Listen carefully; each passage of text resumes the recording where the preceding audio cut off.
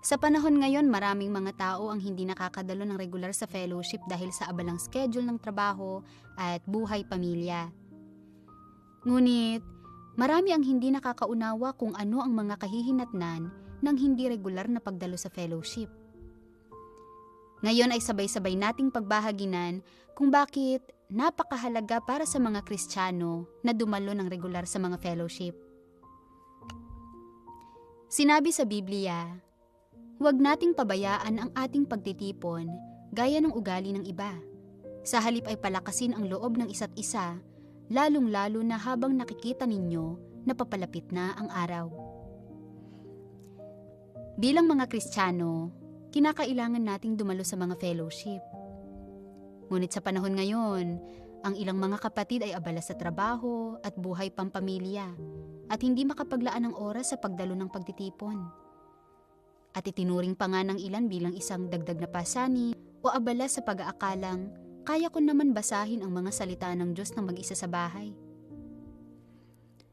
Sa katunayan, ang dahilan kung bakit itinuturing nating isang pasanin ang pagsali sa fellowship at pinipili nating isakripisyo ang fellowship para maging abala sa ating sariling mga pamilya at trabaho ay dahil hindi natin naiintindihan o nauunawaan ang mga kahihinatnan ng hindi pagdalo sa fellowship.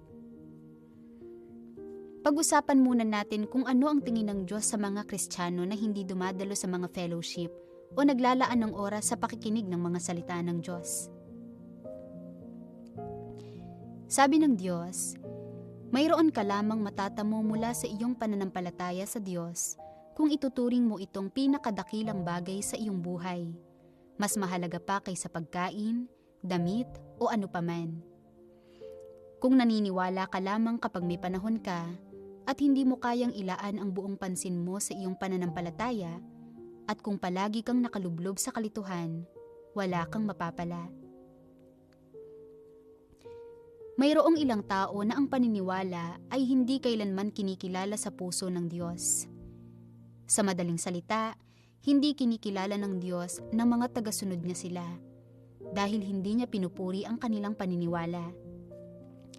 Para sa mga taong ito, ilang taon man nila nasunod ang Diyos, hindi kailanman nagbago ang kanilang mga ideya at pananaw.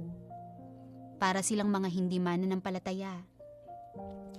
Sumusunod sa mga prinsipyo at paraan ng pakikisalamuha sa mga tao ng mga hindi mananampalataya at sa mga batas ng pananatiling buhay at pananampalataya. Hindi nila kailanman tinanggap ang salita ng Diyos bilang kanilang buhay. Hindi kailanman naniwala na ang salita ng Diyos ay katotohanan. Hindi kailanman nilayo na tanggapin ang pagliligtas ng Diyos at hindi kailanman kinilala ang Diyos bilang kanilang Diyos. Ang tingin nila sa paniniwala sa Diyos ay libangan ng baguhan, na tinatrato siya bilang isang espiritual na pagkain lamang. Sa gayon, hindi nila iniisip na mahalagang subukan at unawain ang disposisyon o diwa ng Diyos. Masasabi na lahat ng tumutugma sa tunay na Diyos ay walang kinalaman sa mga taong ito. Hindi sila interesado, ni hindi sila mag-aabalang makinig. Ang tingin niya sa kanila ay mga hindi mananampalataya.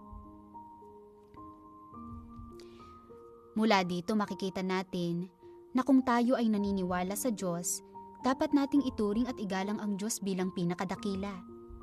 Dapat nating unahin ang Diyos sa ating buhay at sa kahit ano pa mang ating gawain. Dapat nating ituring ang mga pagdalo ng pagtitipon, panalangin, pagbabasa ng mga salita ng Diyos bilang ang pinakamahalagang bagay na dapat nating gawin. Ito ang pinakamahalaga na dapat gawin ng isang tunay na mananampalataya sa Diyos. Kung tayo ay kontento na sa paniniwalang mayroong Diyos at ituturing lamang ang ating pananampalataya bilang espiritual na suporta, sa halip ay abala tayo sa paggawa ng pera at mga bagay ng laman at isasantabi ang mga pakikisama at pagbabasa ng mga salita ng Diyos. Kung gayon tayo ay walang pinagkaiba sa mga hindi mananampalataya. Ang mga hindi mananampalataya ay hindi nagmamahal sa katotohanan at hindi naghahanap ng buhay na nagmumula sa Diyos. Sa halip ay naghahangad sila ng pera upang matupad ang kanilang mga pagnanasa sa laman. Kung naniniwala tayo sa Diyos, ngunit ang ating mga layunin at direksyon sa buhay ay pareho pa rin sa mga hindi naniniwala, ano ang tingin ng Diyos sa ating pananampalataya? Alinsunod sa ating kawalang galang at tamad na pakikitungo sa mga salita ng Diyos, hindi niya tayo kailanman bilang kanyang mga tagasunod.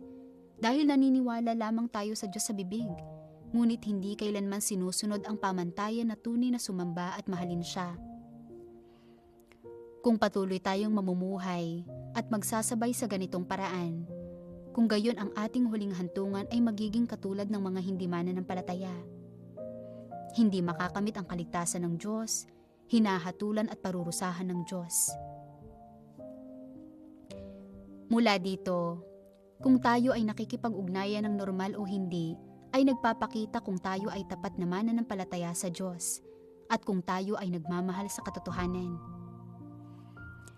Kung ang mga tao ay patuloy na naghahanap ng mga dahilan upang hindi makadalo sa mga pagtitipon at hindi itinatama ang maling paghahangad sa kanilang pananampalataya, kung gayon hindi mahalaga kung ilang taon na silang naniniwala sa Diyos. Kaya naman, hindi tayo maaaring maniwala sa Diyos ayon sa ating sariling imahinasyon at kagustuhan lamang. Kung hindi natin sineseryoso ang pagdalo sa mga fellowship at hindi normal na makikinig ng mga salita ng Diyos, sa huli ang ating pananampalataya at paniniwala ay hindi niya kikilalanin.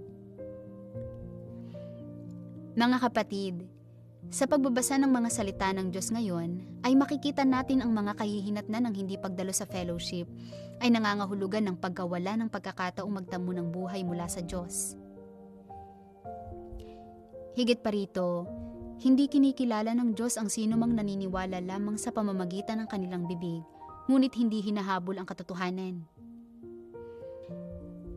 Kaya't mangyaring patuloy na dumalo sa mga fellowship, at kung ang oras ay hindi akma para sa iyo, mangyaring ipaalam sa amin nang makahanap kami ng isang grupo na akma sa iyong schedule. Kapag gusto, may paraan. See you next time mga kapatid. Paalam!